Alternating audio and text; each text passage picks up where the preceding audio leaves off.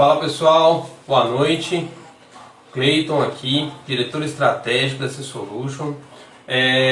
A gente está trazendo hoje para vocês essa live, para a gente falar sobre gestão de oficina e gestão financeira para reparadores e para empresários, donos de oficina, para todo mundo que tem interesse ou que pensa em ter interesse em abrir um negócio, pensa em abrir um negócio. Então, a gente está trazendo hoje esse conteúdo. Primeiramente, eu gostaria de pedir desculpa, tá? A gente está tendo algumas dificuldades aí com relação talvez ao horário aqui no YouTube, porque a gente está tentando fazer a live pelo YouTube, mas o YouTube não está permitindo, está tendo algumas dificuldades técnicas com relação ao YouTube, tá?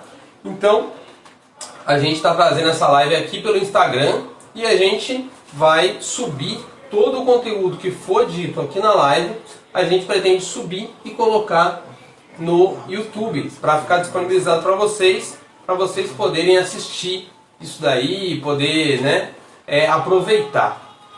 Então eu gostaria primeiramente de falar para vocês a seguinte coisa: quem assistir essa live hoje já é um mecânico, um reparador, um empresário diferenciado. Já está à frente de 80% das pessoas que não estão assistindo esse vídeo. Por quê? Porque esse vídeo ele vai estar te trazendo, essa live, ela vai te trazer conhecimento que vai te permitir abrir a cabeça para você poder fazer o seu negócio de forma correta, ou pelo menos te nortear para que você chegue nos objetivos ou alcance o sucesso da sua empresa, do seu negócio, ou mesmo o seu sucesso pessoal, tá? Então é isso que a gente quer trazer para vocês. Mas vamos começar da seguinte forma, Primeiramente eu vou me apresentar. Quem é você para estar falando sobre isso, Então, eu sou o Cleiton Brito, como já disse. Eu sou engenheiro eletricista de formação, formado em 2011. E já trabalhei como engenheiro de planejamento. Já trabalhei como gerente comercial na Hybrid, com o saudoso Celso Corsino. E também tenho aí formação de um MBA, Master Business Administration, em gerenciamento de projetos pela FGV. Então eu tenho uma bagagem teórica e hoje eu sou sócio e diretor estratégico da C-Solution, que é uma empresa comercial que traz treinamentos e equipamentos dos parceiros para entregar para você, cliente, para você interessado, para você, pessoa que quer se qualificar e quer melhorar o seu conhecimento, quer ser um mecânico de excelência, que é isso que essa semana está trazendo para a gente. Então, esse sou eu trazendo aí as informações para vocês de gestão de oficina e gestão financeira, tá legal? E eu gostaria também de falar um pouquinho sobre essa semana. O que está acontecendo essa semana? Essa semana é a semana de transformação do mecânico. Então isso significa o quê? Que nessa semana, se você pegar o conteúdo dado de segunda, que foi um vídeo que foi no YouTube, tá? Se você não viu ainda, a gente vai deixar a descrição depois, você pode ir lá no YouTube e ver esse vídeo.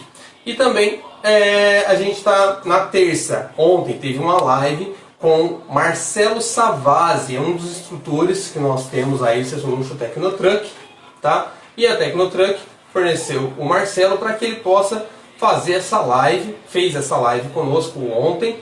Foi uma live muito legal, com informações de Calterm, Insight, software de gerenciamento de Scania, Então, bastante conteúdo aí, importância de eletrônica, de programação. Então, tudo isso que o mecânico hoje já tem que estar se mexendo, adquirindo esse conteúdo. Então essa semana ela é justamente para isso, para trazer conhecimento para todos, de forma a transformar, ou pelo menos nortear, sair daqui com um mindset, uma ideia, poxa, eu vou seguir esse rumo que com certeza eu vou chegar no meu objetivo.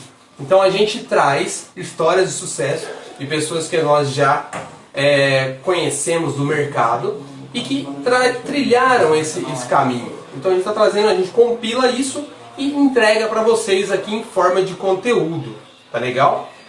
Então vamos lá, Feitas as devidas apresentações, eu já me apresentei para vocês, falei da Semana do Mecânico, falamos aí, né, de toda essa introdução. Vamos falar um pouco hoje como é que vai funcionar. Vamos falar dessa live. Como é que isso daqui vai funcionar? A gente vai falar um pouco sobre negócios, ou seja, né, essa gestão da oficina. Como é que tem que acontecer? Se você já faz hoje, será que você aplica alguns dos pontos que eu vou citar aqui?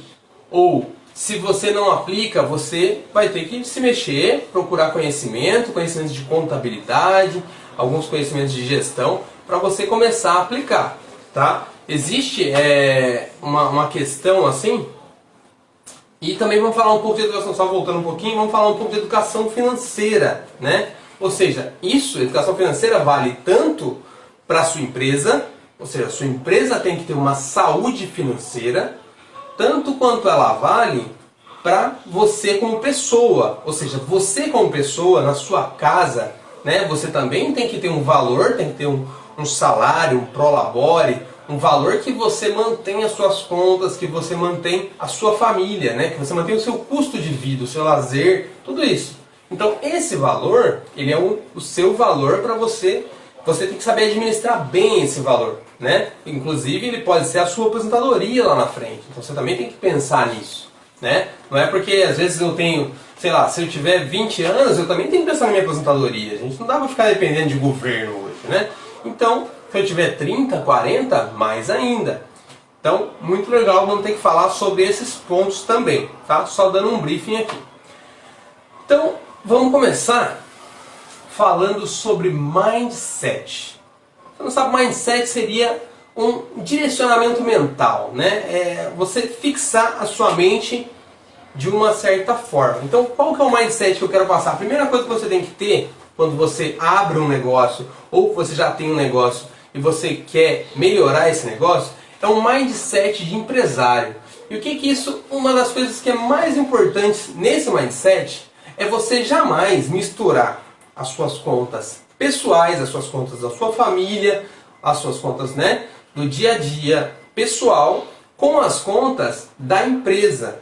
Então se você é daquela pessoa que vai comprar pão na padaria, pega R$5 ali no caixa da oficina e vai lá. Isso está errado. Isso não pode acontecer dessa forma.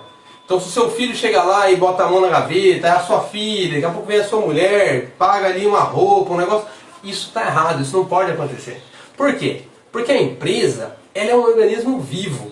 Então ela precisa crescer, ela começa pequenininha, aí você tem que dar toda a assistência para ela no início, como se fosse um bebê mesmo. Você dá toda a assistência para ela, daqui a pouco ela começa a tomar corpo, aí você continua dando alguma assistência, mas já é um pouco menos, né? Já é criança ali, já começa a fazer alguma coisa. Depois ela chega aí na adolescência, ou seja, já começa a fazer quase tudo sozinha, você só dá um direcionamento, né? E depois na vida adulta ela anda sozinha. Então a empresa tem que pensar exatamente dessa forma, tá? Então por isso que ela não pode ser sabotada.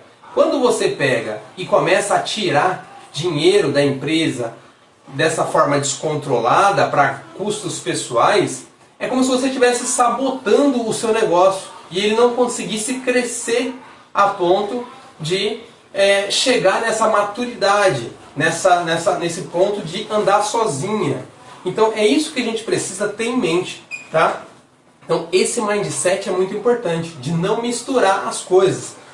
Você tem que ter um valor mensal, mesmo que saia da empresa, mas você tem que ter esse valor mensal para você cumprir os seus gastos familiares, os seus gastos pessoais, e que isso não afete a saúde financeira da empresa, tá? Isso é muito importante, legal? Então esse mindset é a primeira coisa que você tem que colocar hoje na sua cabeça. Eu não vou misturar minhas contas pessoais com as contas da empresa e eu não vou sabotar a minha empresa. Legal? Tomar uma água aqui para molhar a garganta. Então vamos falar agora um pouquinho, já que eu já falei desse mindset, que é uma das coisas mais importantes para o empresário. Se você quer ser um empresário ou se você já é uma das coisas mais importantes, é você ter esse mindset, tá? De que a empresa é um organismo vivo e ela precisa ser nutrida até o ponto dela andar sozinha, tá? Então vamos falar um pouquinho agora, entrando um pouquinho em termos de contabilidade. Ou seja, você tem o seu faturamento. O que é o seu faturamento? É o resultado de tudo o que você vendeu no período contábil. Seria seus 30 dias aí de operação. Então, 30 dias de operação, você tem o resultado de todas as suas vendas, né? Esse resultado, ele tem que contemplar dentro dele o quê? O custo fixo, o custo variável e o lucro, né? Então, a empresa, para ela ser saudável, isso é óbvio de toda a empresa, ela pode até nem ter o lucro, né? Porque pode ser uma coisa que está começando, então ainda não tem lucro, você ainda está pagando, né? Não bateu o break-even, mas ela, numa empresa saudável, você tem o custo fixo, o custo variável, esses nunca vão faltar, vão ter que ter, e o lucro ali no finalzinho, né? Se você precificou aí o seu serviço e as suas peças de forma correta. Legal? Então tem que ter essas três coisas. Isso é faturamento, é o resultado de tudo o que você vendeu, seja serviço, seja produto. Beleza. Dito isso, o que são custos fixos? Vamos abrir um pouquinho. E o que são custos fixos? Custos fixos são todos aqueles que não mudam no dia a dia da empresa. Ou seja, se você tem um aluguel, o aluguel é um custo fixo. Se você tem um funcionário e ele, vamos dizer, não faz tanta hora extra, né, um funcionário que trabalha na CLT, ele é um custo fixo. A hora extra já é variável, mas o horário dele normal é um custo fixo que você vai ter que pagar, né? Todos eles, se você tiver mais de um. Então são custos fixos. Água, luz é um custo fixo. Dá para você estimar. Você sabe que você consome mais ou menos a mesma coisa todos os meses e você consegue estimar o custo fixo. Então tudo isso é custo fixo, ou seja, ele não muda. O seu faturamento, você já tem que conhecer ou minimamente estimar o seu custo fixo para que faça tudo que você venda consiga arcar minimamente com o seu custo fixo, tá? Então, beleza. Dito isso, vamos para custo variável. O que é custo variável? Aí é o custo que está agregado ao serviço, né? Ou ao produto. Se você teve que pagar por um produto, né, para colocar lá, ou seja, você vai ter que, se vendeu mais, você teve que comprar mais. Se vendeu menos, você vai ter que comprar menos. Então isso varia, né? Então por isso que ele é variável. E também no caso de serviço. Se você fez lá mais serviço, o cara teve que fazer hora extra para terminar essa quantidade de serviço, isso é variável, né? Isso pode variar. Ou ainda, se o seu serviço, você fez, né, mais serviço e teve que botar mais peça de reposição naquele veículo por conta, né, da necessidade, teve que comprar uma bomba para o carro e o cara teve que incluir isso no serviço. Ou seja, isso aí é tudo variável. Então tudo que está agregado ao serviço e varia de acordo com a quantidade de produto ou serviço que você tem, isso aí é o variável, né? Ou seja, ele está variando de acordo, você vendeu mais, gastou mais, você vendeu menos, gastou menos. Por isso que ele é variável. Legal? Então, eu só queria esclarecer para vocês a diferença das duas coisas e deixar isso bem claro. Legal? O pessoal aqui da Chiptronic Performance está perguntando se para eu abrir uma oficina mecânica diesel truck, vou oferecer somente mão de obra, mesmo assim tem que ter um capital de giro? Sim, olha só, é uma pergunta muito legal, parabéns aí pro pessoal da Chiptronic, da Chiptruck, desculpe. Eu vou responder essa pergunta um pouquinho ali na frente. Por quê? Porque eu vou falar de caixa e de capital de giro. Legal? Vou falar de caixa e capital de giro. Então, quando eu vou falar disso, eu já engato dessa pergunta e acredito que eu vou responder ela com tranquilidade para vocês, se vocês forem abrir uma oficina. Legal? Vamos aqui, só deixa eu continuar, peço licença. Quando chegar lá em capital de giro, eu termino essa resposta aí do pessoal da Chiptruck. Então, terminei custo fixo e custo variável. Isso tem que ser muito bem definido. Ou seja, aí eu vou ter que falar para você que você tem que ter controle. Ou seja, se você tem custo fixo, você tem que saber exatamente. Para você saber exatamente qual é o seu custo fixo, você tem que controlar. Seja num papel, seja numa planilha, seja num sistema. Então você tem que controlar esse custo fixo. Você precisa colocar ele no papel e saber exatamente no final do mês qual é o seu custo fixo, tá? E outra coisa, custo variável também tem que controlar todos os detalhes. Tudo o que você gasta tem que estar contabilizado. Você tem que chegar no mês e ter um número exato, não é um mais ou menos. Você precisa ter um controle de 100% desse custo, porque ele é que vai te dar a noção do que é seu lucro e do que é seu custo. Se você não souber o que você gasta inteiramente, você não vai conseguir saber quanto você ganha. E esse é o mais importante, você precisa saber quanto você ganha, para você não se enganar. Você não pode se enganar. Sim, a produção tem mais uma pergunta aqui. O Wagner, da WG, está perguntando sobre tecnologia, como investir, novos equipamentos. Sim, Wagner, obrigado pela pergunta, Wagner, uma pergunta muito pertinente também. Vou ter que pedir para você aguardar um pouquinho também. Por quê? Porque essa pergunta de investimento, ela também vai cair no momento que eu falar do caixa e do capital de giro. Quando eu falar do caixa e do capital de giro, que vai ser já já, peço para vocês que aguardem um pouquinho, vou segurar a audiência de vocês. E aí, ali no caixa e no capital de giro, eu vou conseguir responder as duas perguntas, tá? Tem mais uma pergunta? Fernando Mota perguntou, eu posso considerar os insumos da empresa como custo fixo? Bom, Fernando, obrigado pela sua pergunta. Os insumos da empresa como custo fixo, legal. Os insumos da empresa são sim, tá, não vou dizer que são sim, mas vou dizer que se esses insumos, eles fazem parte fixa do que você precisa comprar, ou seja, você estima de uma forma quantitativa, que todo mês você compra igualzinho aqueles insumos, você pode até puxar eles para o custo fixo. Mas, se eles variarem de acordo com a quantidade de serviço que você oferece, ou de acordo com a quantidade de venda de peça, se você for uma autopeça também junto, aí ele é custo variável. Então, existe essa diferença. Se vocês têm um valor fixo que você compra, vamos supor que você presta serviço para uma empresa de ônibus e você gasta exatamente aquela quantidade todo mês desse insumo. É um custo fixo. Você pode até colocar ele no custo fixo. Você sabe que você vai gastar aquilo todo mês. Você sabe que você tem uma preventiva, que você vai ter que trocar, sei lá, 50 pneus de ônibus todo mês. Beleza, isso é um custo fixo, você já pode jogar ele para o custo fixo. Agora, se ele varia de acordo com a quantidade de serviço que você tem, aí ele é variável. Entendeu? Beleza? Espero ter respondido aí. Estou guardando aqui a resposta da Chip Trunk e do Wagner, beleza? Só um minutinho do Wagner da WG aí. Obrigado, Wagner, pela força, tá?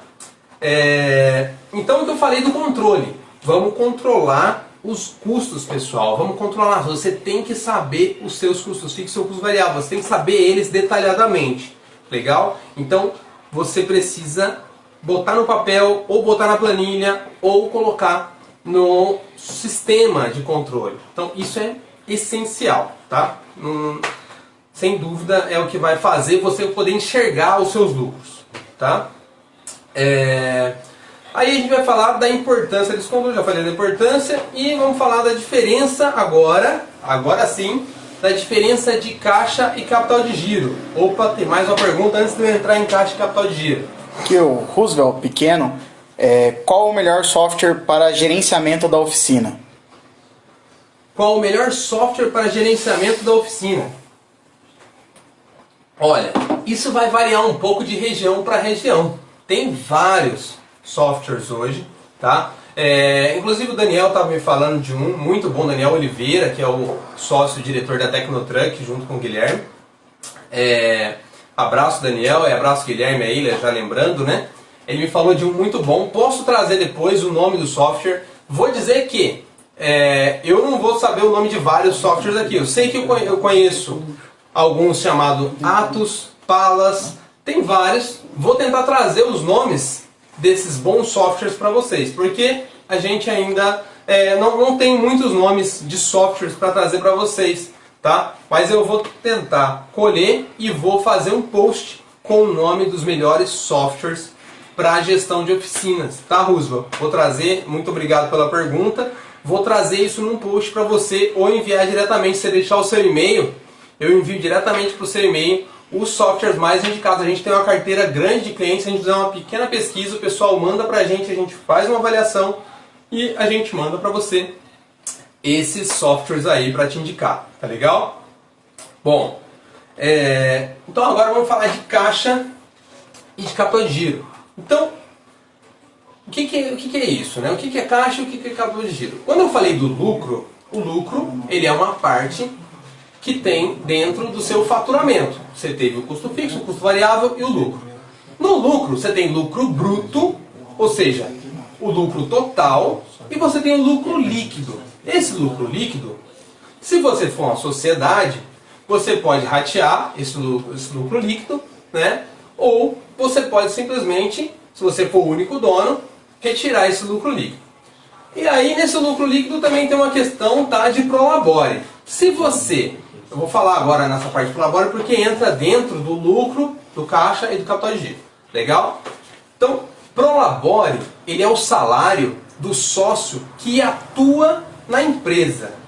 O salário do sócio que atua na empresa. Ele não é lucro. O lucro vem depois da retirada do prolabore, tá? Isso é muito importante a gente colocar, porque muita gente confunde. O lucro, ganhei tanto de lucro. Beleza, mas o seu salário, se você não tivesse lá a pessoa, o dono, que está atuando como mecânico dentro da oficina, se ele não tivesse atuando, ele teria que ter um mecânico atuando. Então, teoricamente, o prolabore dele seria o mesmo valor do mecânico. Agora, se ele é gerente também, além de mecânico, então o prolabore dele teria que ser equivalente ao de um gerente. Agora, isso tem que ser definido. Você tem que colocar esse valor, 3, 4, 5 mil, 2 mil, dependendo do seu faturamento, mas você tem que colocar o seu prolabore, que ele é o quê? O seu salário. Aí o lucro vem depois do seu salário. Então a empresa tem que pagar o salário de todo mundo, inclusive do dono que atua. Agora, se tem um dono que não atua e só botou dinheiro, ele não tem prolabore. Ele simplesmente recebe uma participação do lucro líquido ainda, nem é do bruto, tá? Então do lucro líquido. O lucro bruto, ele ainda vai tirar a parte do caixa. Legal? Então, só esclarecendo, prolabore é muito importante para pagar o sócio, tá? Para não confundir naquela questão que eu falei lá no começo do mindset, que o sócio, o dono fica pegando dinheiro ali, precisou disso, pega aqui, precisou daquilo, pega ali. Não, ele tem que ter um prolabore, e esse prolabore tem que ser o salário dele. Tem que arcar com o custo de vida dele, né? Se o custo de vida dele é maior que o prolabore, ele vai ter que ajustar o custo de vida dele para ficar menor que o prolabore. Porque senão, não tem sentido, pessoal. A empresa, o prolabore só tem sentido. Por quê? Porque se o dono se ausentar, se o dono quebra a perna, se o dono tem que ficar acamado, quem que cuida da empresa? Ou seja, ele vai ter que colocar alguém para cuidar e vai ter que pagar essa pessoa. Então, nada mais justo que ter esse salário, né? E também para arcar com o custo de vida pessoal dele, tá? Então, voltando, falei do prolabore, falei do lucro bruto e do lucro líquido. No lucro bruto, você tem que tirar o caixa. Eu falei, uma parte, né, vai para rateio do sócio, que é o lucro líquido, e a outra parte tem que ter o caixa e o capital de giro. Ou seja, o capital de giro, pessoal, ele tem que ser para quê? Ele tem que arcar com todos os custos operacionais da empresa. Ou seja, pagamento de funcionário, prolabore do sócio, insumos de utilização do custo variável, contas fixas. Ou seja, o capital de giro é um valor que você tem que reservar todos os meses para arcar com todos os custos da oficina. Você pode estar olhando para mim e falar assim, poxa, mas você fala assim como se fosse fácil. Não é fácil. Não é fácil. Sem dúvida nenhuma não é fácil. Mas você precisa definir esse capital de giro de acordo com o quê? Você pega, vamos supor, 6 meses de operação sua, você já conhece os seus gastos. 3 meses que seja, você já conhece os seus gastos. Você já sabe mais ou menos ali os seus custos fixos, óbvio que você já sabe direto, né?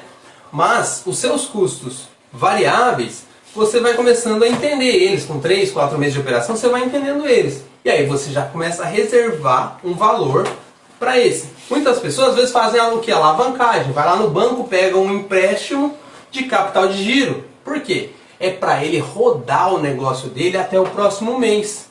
Depois ele vai ter que pagar. Isso aí vai entrar nos custos dele. Mas ele tem um valor para ele conseguir operacionalizar a oficina dele naquele mês. Seja 20 mil, seja 30 mil, mas é o custo para manter o negócio em funcionamento. Isso é capital de giro, tá? Isso é capital de giro. Já o caixa, aí eu vou responder aquela pergunta tanto do Wagner quanto do Chip Truck. O caixa é o valor que eu vou ter que reservar também do faturamento, né? Tava o lucro líquido, lucro bruto, né? O lucro bruto vai ter que dividir o capital de giro e o caixa, né? O caixa, ele vai ser um valor que você vai reservar para você fazer investimento em ferramental de tecnologia, ou para você ter uma reserva, né? Ter uma segurança da empresa. O caixa, ele precisa, para que ele existe? Ele existe para você ter pelo menos, vamos supor, se você conseguir no longo do tempo reservar 6 meses do capital de giro da empresa, por exemplo, reservado em caixa, você, vamos supor que dá uma pandemia, olha só, isso nunca vai acontecer, né? Vamos supor que dá uma pandemia, você tem que ficar fechado. Você tem caixa para aguentar pelo menos 6 meses, para aguentar sem fechar, para aguentar sem demitir funcionário. Então essa é a importância. Isso é uma das possibilidades do caixa. Outra, ou seja, o caixa ele te dá tranquilidade para você, caso tenha uma dor de barriga lá dentro, aconteceu uma coisa, pegou fogo, sei lá, não é? Ou algum funcionário morreu, não sei, pode acontecer. E aí você vai ter que arcar com o custo, pagar a indenização. Da onde que esse dinheiro sai? Tem que sair de algum lugar. Sai do caixa, pessoal. Poxa, quero aumentar, quero comprar ferramental, quero fazer uma ampliação na oficina. Sai do caixa. Essa é a importância do caixa. Então, espero ter respondido com o caixa a pergunta do Wagner e do nosso amigo da Chip Truck. Então, isso cai no caixa. Então, essa é a importância. Você tem que dividir as fatias do bolo. Você tem que pegar uma pizza. Poxa, esse aqui é do custo, né, fixo e do custo variável. Beleza. Esse aqui é do meu capital de giro. Esse aqui é do meu caixa. Então, e esse aqui é o lucro líquido que eu vou dividir entre os sócios, depois de tirar o prolabore, depois de tirar todos os custos. Então, o lucro líquido está lá no final, para dividir entre os sócios, que vai dar, né, a parcela de enriquecimento do sócio e do... Porque ele está sendo pago pela, vamos dizer assim, pelo risco que ele está correndo de empreender no Brasil. Então, esse é o lucro líquido. Legal? Bom, mais alguma pergunta, produção? Não, beleza. O Wagner aqui só falou que você respondeu, ficou claro para ele. Beleza, Wagner, obrigado, viu? Agradeço aí mais uma vez a sua presença. Mais uma vez dizendo, pessoal, antes de eu entrar no próximo assunto aqui, vocês aí já são mecânicos que estão preocupados. Vocês são mecânicos diferenciados. Por quê?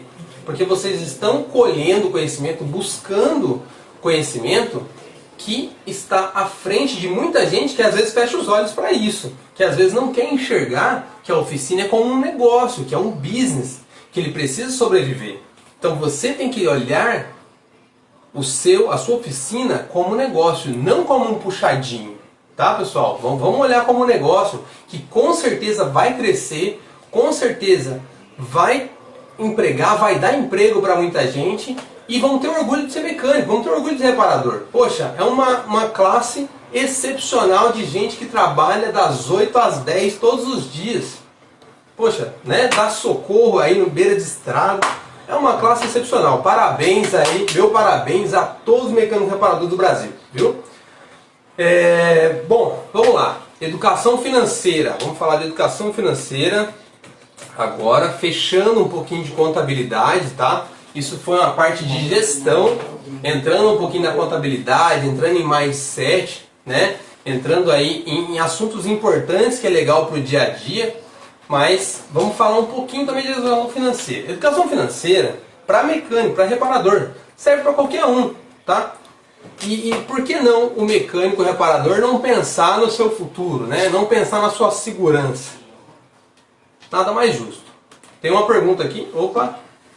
O pessoal da Truck Car Power Chips, na hora de cobrar, eu levo em conta a minha experiência ou o serviço que sei fazer?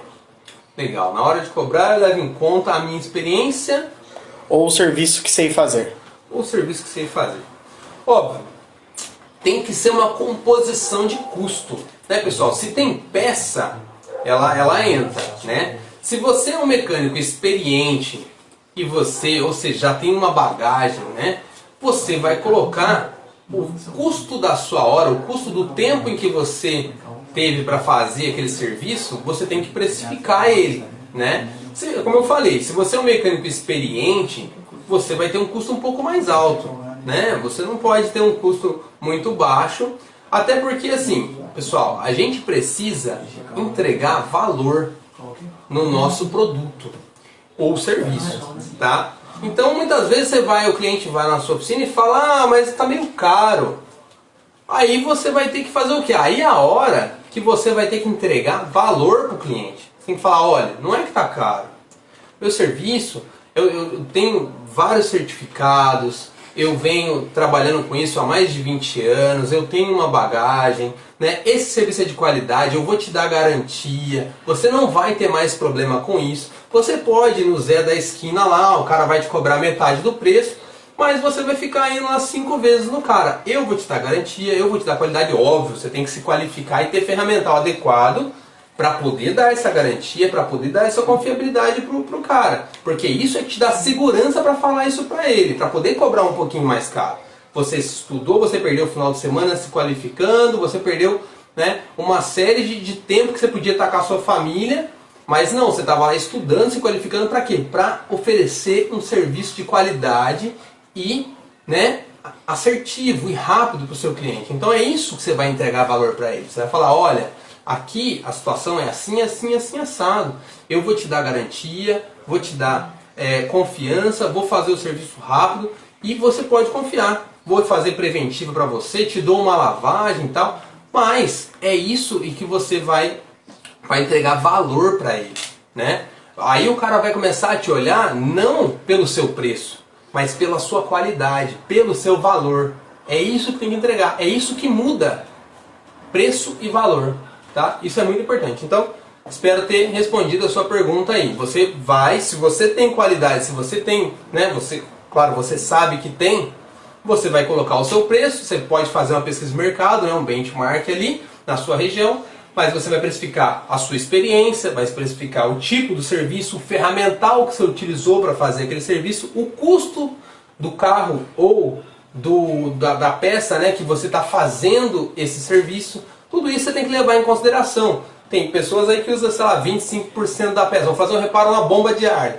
Eu penso na manutenção ali, 25% do valor. Ou seja, tem gente que usa essa prática, mas você pode usar outras. Isso é uma coisa que vai um pouco da sua região, que vai um pouco de cada aí. Legal? Beleza?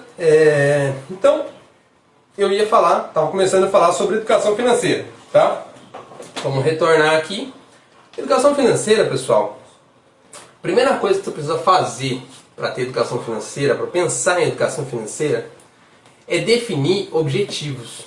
Você precisa ter visão de longo prazo, de pelo menos 5 anos, da onde você quer chegar. Onde você quer estar em 5 anos? O que você quer fazer em 5 anos da sua vida? Você quer estar, vamos dizer aí, com 2 oficinas? Quer estar com 3? Você quer estar numa situação financeira mais agradável? Você quer estar podendo fazer 1, 2 viagens por ano? Ou seja, você tem que pensar nisso. Você tem que pensar onde você vai estar. Qual estilo de vida você quer ter daqui a 5 anos? Tem uma pergunta, produção? Sim. O Cauã, ele voltou um pouco no assunto aqui. Eu ganho pouco. Como é possível guardar dinheiro? Exato. Na realidade não voltou. Esse é um assunto que eu vou abordar um pouquinho mais pra frente, tá? Eu vou falar já nessa questão de como ganhar dinheiro. Então vou pedir pro Cauã aguardar um pouquinho para falar para ele o como guardar dinheiro, tá? Ou como ganhar mais. Pode ser a mesma coisa, mas beleza. Já a gente fala sobre isso. Então a primeira coisa para se pensar em educação financeira é ter objetivo, porque quando você não sabe para onde ir, qualquer lugar tá bom. Então a primeira coisa, você tem que ter objetivo, você tem que saber quanto você precisa e quando você precisa desse quanto. Entendeu? Então, quando você precisa, ou seja, bota uma data, 23/5/2035 ou 2033, daqui 10 anos, ou seja, né, daqui 12 anos. Ou seja, você precisa colocar uma data específica e falar, eu quero estar numa situação X, né, quero ter um valor X no banco, quero ter 2 casas, quero ter 5 casas, ou seja, independente, quero ter uma Ferrari, ou seja, vai de você, mas você tem que botar uma data, você tem que enxergar e perseguir aquele target, aquele objetivo, tá? Então, isso é o que eu quero colocar para vocês. E depois que definiu o objetivo, esmiuça as metas no tempo, né? Coloca, poxa, então se eu quero estar lá daqui 10 anos, daqui 5 anos, em 1 ano eu quero estar onde? Então vou bater aqui, né? Vou tentar aqui de pouquinho. Em 6 meses eu quero estar onde? No mês que vem eu quero estar onde? Você vai esmiuçando essas metas. Faz isso no papel, bota no papel, quebra elas ali. Poxa, aqui eu quero estar assim, aí na metade eu quero estar X, na outra eu quero estar Y, e assim você vai. Você quebra em meta, mas bota o objetivo. Pensa no objetivo, define uma data exata, se possível até a hora. E depois vai colocando as metas para você atingir esse objetivo. Pode parecer meio surreal, mas funciona, pessoal, funciona de verdade. Legal? E agora falar o que? Gastar menos do que você ganha. Vou conseguir responder a pergunta do Cauã agora. É muito importante que você gaste menos do que você ganha. Então, se você ganha 1.000, você tem que gastar menos de 1.000. As pessoas às vezes usam o cartão de crédito de forma errada, acaba o dinheiro e o cara vai gastando o cartão. No mês que vem ele está atolado. Ou seja, você tem que controlar as suas contas. Você pode até usar o cartão, mas se você usar o cartão, você não pode usar seu dinheiro, porque o seu dinheiro você vai ter que pagar o cartão. Então, exatamente seria essa a dinâmica, né? Se você quer usar o cartão para ganhar milha, para ganhar alguma coisa, você pode. Mas você tem que botar na mente, eu vou usar o cartão até tanto e eu só posso usar o cartão. Não posso usar nenhuma vez o meu dinheiro, porque se eu usar o dinheiro, eu vou tirar o dinheiro de pagar o cartão. Ou seja, estou dando aqui um exemplo, né? Então você precisa gastar menos do que você ganha. Você tem que colocar isso na sua cabeça, é outro mindset. Por quê? Porque se você não conseguir se adequar o custo de vida à sua renda, você nunca vai sair do lugar. E o que eu quero, o que todo mundo quer, o que essa Solution quer, é que você progrida, que você cresça. Então você precisa que gastar menos do que você ganha. Legal?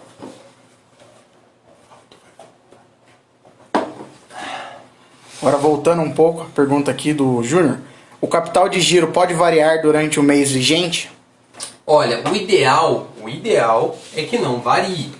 Mas você vai conseguir ter essa, vamos dizer assim, segurança ao longo do tempo. Tá? Só voltando para responder a sua pergunta aí, Júnior. Você precisa ter segurança para estimar ao longo do tempo. Você vai vendo a média dos seus gastos todos os meses e você define um capital de giro para que ele não varie. Se ele variar, isso vai sair de algum lugar. Vai sair do seu caixa, pode sair de algum lugar que não era para sair, de uma outra conta que você tinha que pagar.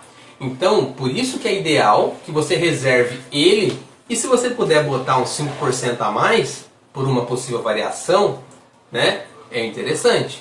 Justamente por isso. E outra, sobrou no mês passado o capital de giro, você pode colocar um pouquinho menos de capital de giro, afinal sobrou uma merreca do outro mês, né? E se nesse acabar aumentando, você já tem uma gordurinha ali. Se nesse mês você gastou mais de capital de giro, você já tem uma gordurinha. Então é legal você deixar uma margenzinha ali no capital de giro, porque sim, ele pode variar, mas de acordo com que você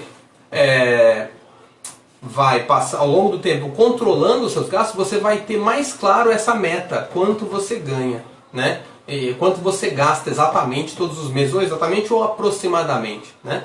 Mais uma pergunta? Voltando na questão do Prolabore aí, o João Gonçalves disse que ele tem dificuldade em entender o que é Prolabore. Você poderia esclarecer para ele? Tá, vou retornar então aqui para ajudar o João Gonçalves a falar o Prolabore, né? Prolabore é exatamente isso. Ele é o salário do sócio. Então, o sócio trabalha na empresa. Pode ser o único dono, ou pode ser mais de um dono, pode ser 3 donos, independente, não importa. Mas se ele atua fisicamente com uma função na empresa, por exemplo, ele atua como gerente na empresa dele, ou seja, ele gerencia, ele organiza toda a parte da oficina dele, ele precisa ter um salário de gerente. Ou seja, qual que é a média do salário de gerente de uma região? Ah, sei lá, 6, 7 mil reais. Então, o Prolabore é 6, 7 mil reais do sócio, né, que está atuando na empresa. Tá? Pessoal, eu não estou falando de contábil, assim, na questão efetivamente declarada para o governo. Isso aí é uma outra questão que você tem que ver com o seu contador. Tá? O quanto você vai declarar de Prolabore. Aí é uma outra questão, que você vai pagar INSS disso, vai ter um monte de coisa, você não precisa declarar exatamente, mas o real precisa acontecer. Você precisa ter o seu Prolabore exatamente da função que você exerce, porque como eu já disse, se você, sócio, não fizer essa função por algum motivo que seja de saúde, você vai ter que pagar alguém para fazer. Alguém vai ter que tomar o seu lugar e vai querer ser remunerado por isso. Então o Prolabore é exatamente isso. Ele é o salário que o sócio ganha por exercer uma função dentro da empresa. Às vezes ele exerce mais, mas é óbvio que ele vai ganhar aí na função que mais lhe for bem remunerada, né? Mas isso é muito diferente do lucro. O lucro vem depois, ou seja, quando você retirou todos os custos fixos, variáveis, né, retirou todos os custos, o que der o lucro, né, o lucro bruto você tira também, como eu já falei, a parte do caixa, deixa o lucro lá, e o lucro líquido, depois do Prolabore, como eu já disse, está dentro dos custos, ele vai ser dividido, ou seja, vai aumentar o seu recebimento. Pode ser de 3 em 3 meses, pode ser todos os meses, ou seja, de acordo com o que você achar aí, né? Contabilmente é de 3 em 3 meses, mas se você quiser fazer mensal também, aí é uma decisão da sua empresa, tá? Espero ter respondido aí, João Gonçalves.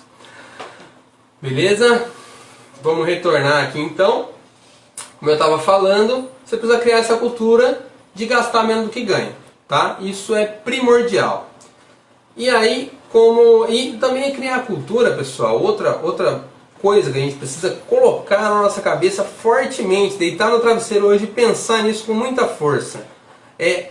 Eu preciso guardar uma parcela de tudo o que eu ganho.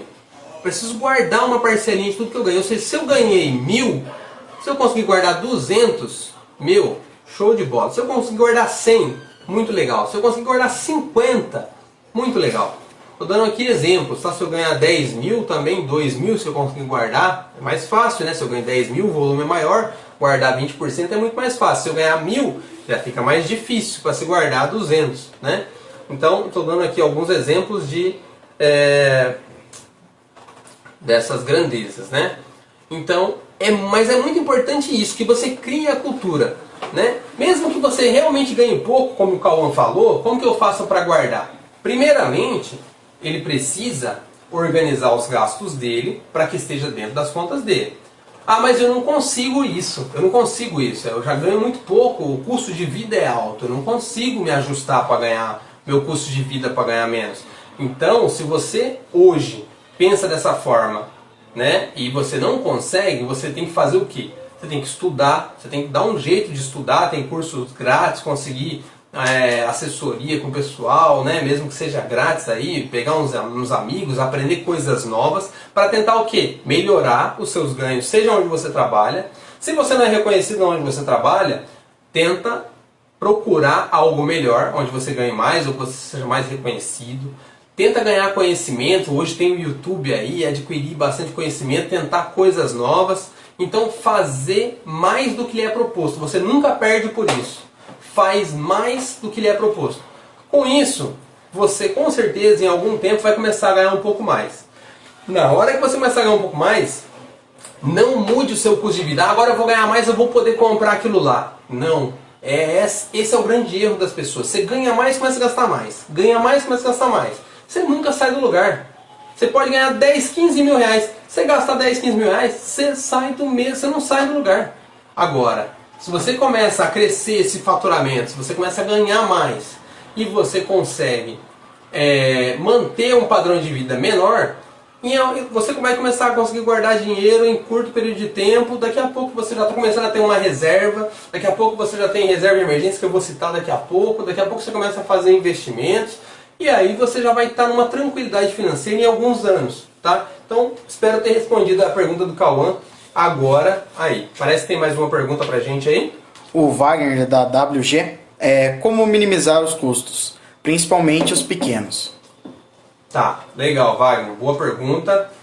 Muito boa pergunta, tá, Wagner? Como minimizar os custos? Custos, vamos dizer, ele tem que procurar ser cortado todos os dias. Infelizmente, você tem que estar olhando ali, vamos supor, você tem uma lâmpada que fica acesa num corredor, às vezes o cara passa e deixa acesa, bota um sensor de presença ali, né?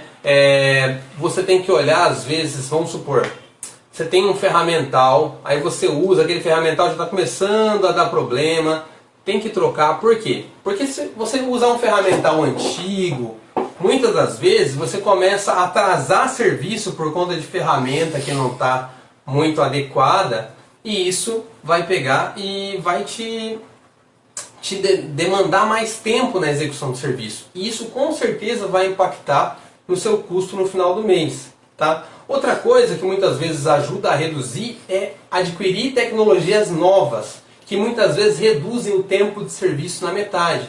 Isso também reduz o seu custo. Claro que ele aumenta, você tem que fazer um investimento primeiro, num primeiro momento, mas no longo prazo você aumenta o seu faturamento e diminui o tempo de serviço. Com isso faz com que você aumente o seu faturamento. Então o custo, né, no lado do custo fixo, é tentar enxugar as coisas que você enxerga, né? Você tem que estar sempre olhando, o custo fixo todos os dias tem que ser olhado e tentando ser cortado ali, é que nem unha, né? Tem que cortar todo dia, não tem jeito, tá? Agora, nos custos variáveis, aí é o que eu falei, aí você está ligado ao serviço. Então, para você tentar reduzir esses custos do serviço, aí é ferramental novo, é treinamento para não ficar perdendo tempo, né? É conhecimento. Então, em relação a custo de serviço, é equipamento de ponta e conhecimento, né, de excelência. Então, as duas coisas vai te fazer gastar menos na execução do serviço. E na parte de custo fixo, realmente é estar observando qualquer gasto desnecessário que esteja acontecendo. E sempre tem. A gente olha uma vez, olha duas vezes, na terceira vez você olha, opa, tem alguma coisa ali. Então, espero ter ajudado no Wagner nesse ponto aí, para reduzir os custos da oficina dele. Legal? Bom, então eu estava falando aqui em criar a cultura, né, de guardar uma parte do que você ganha. Então, isso daí, como eu falei, o Cauã tinha até falado que, né, ele ganhava pouco, então eu dei mais ou menos um caminho onde ele pode começar a ganhar melhor, tá? E aí, então isso é muito importante. Se você ganhar 10 mil, você tem que guardar um pouco. Por quê? Porque aposentar nesse país a gente sabe que vai ser complicado. Então você tem que pensar no seu futuro. Você tem que pensar nos seus 40, nos seus 50, nos seus 60 anos. Né? Você não quer estar com uma reserva, não quer viver de uma renda, não quer estar com algumas casas de aluguel, não quer estar numa situação confortável. Então você tem que pensar nisso hoje. E a única forma de você pensar nisso hoje é colocar a cultura na sua cabeça de que você precisa guardar um pouco do que você ganha. Legal?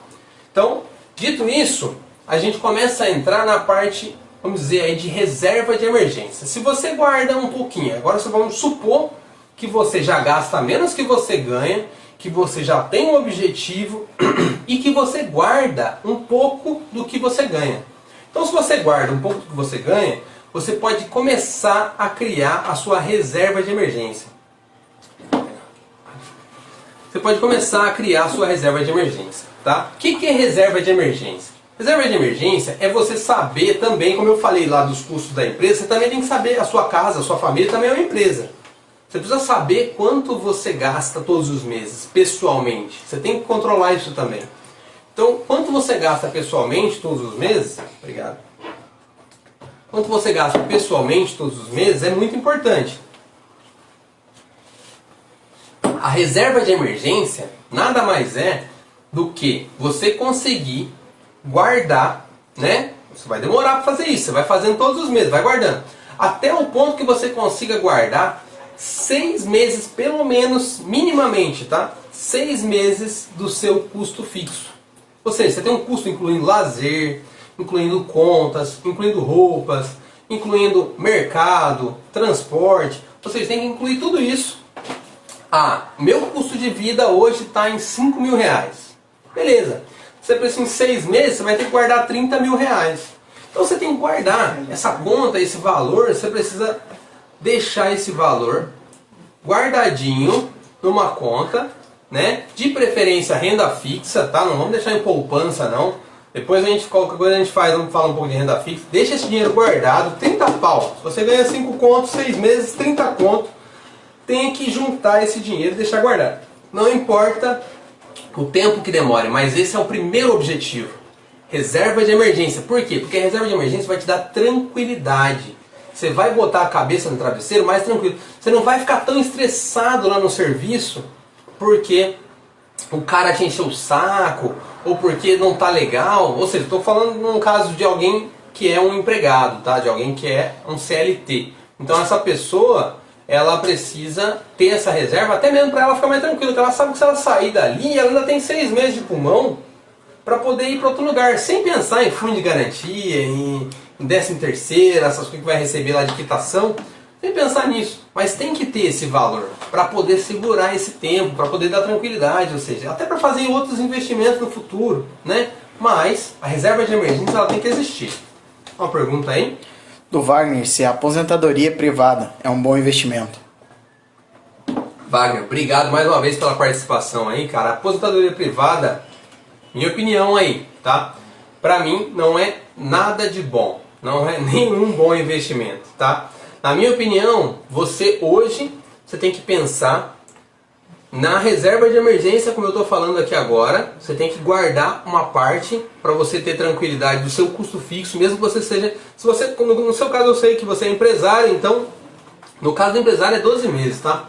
Tem que tentar guardar 12 meses, porque a segurança da empresa ela pode ser mais difícil, né?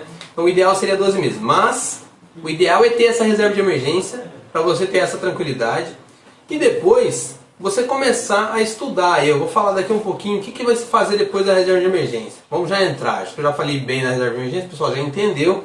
Vamos já entrar. Aí é começar a adquirir conhecimento para investir. Você pode investir em imóveis, pode abrir outra empresa, uma filial, onde você vai ratear aí os lucros, né? Vai participar menos, mas vai começar a receber lucro com menos, né? Pode pensar em ações, pode pensar em fundos imobiliários, tá? Até renda fixa mesmo, mas renda fixa, vamos dizer que rende pouco. Se você quer ter um rendimento efetivamente melhor, eu indicaria aí fundos imobiliários, pesquisar sobre fundos imobiliários, pensar futuramente em comprar imóvel, botar para alugar também, não tem problema nenhum. Até mesmo criptomoedas, mas muito cuidado com criptomoedas, tá? É um investimento de altíssimo risco, então tem que se ter muita noção, você tem que diversificar. O ideal é que você coloque um pouquinho em cada coisa. Mas isso, pessoal, deixar bem claro, é fora a reserva de emergência. Guardou a reserva de emergência, começou a continuar guardando, né? O resto da vida você vai guardar, até você começar a usufruir, né?